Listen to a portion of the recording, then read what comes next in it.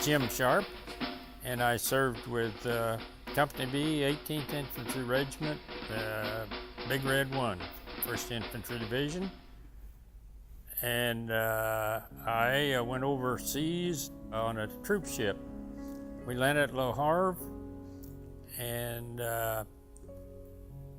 then entered the battle, freezing temperatures, and probably one of the most mysterious examples that I can give you is that shortly, probably in January 20th, 1945, I went on a patrol to find out where the enemy was located, and we entered the forest, the Ardennes, and we come up on these cabins out in the middle of the forest. There was a whole line of them out there, and we investigated one of them, and we found out that there were dead American soldiers in these cabins. And it was difficult to see, but we checked the serial numbers and found out they were Americans. And anyway, at the end of the patrol, we went back and reported our findings, and our company reported them to headquarters, and headquarters reported to division.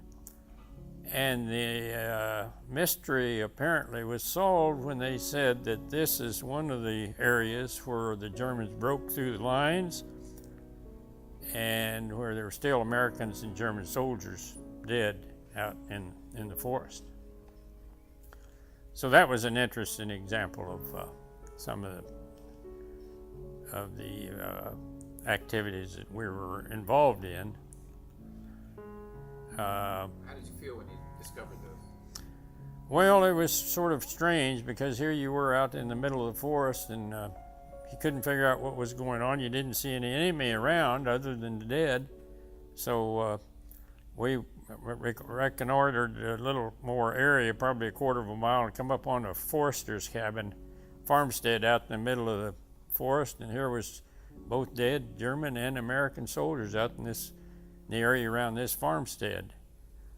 So it was very mysterious, of course, to us at the time, but later it made sense that the Germans had broken through there, and Americans nor Germans apparently had been back there to pick up either their dead until we found them out there.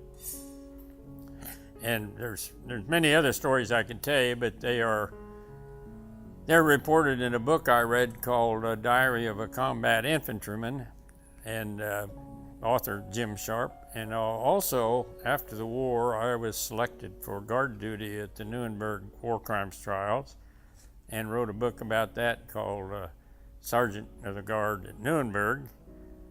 And while there, I was able to interface with Hermann Göring and the other 22 Nazis that were on trial, and I was able to obtain the autographs of Göring and von Ribbentrop and General Jodls and Keitel and some of the other Nazis that were on trial, and wrote a book about that called Sergeant of the Guard at Nuremberg.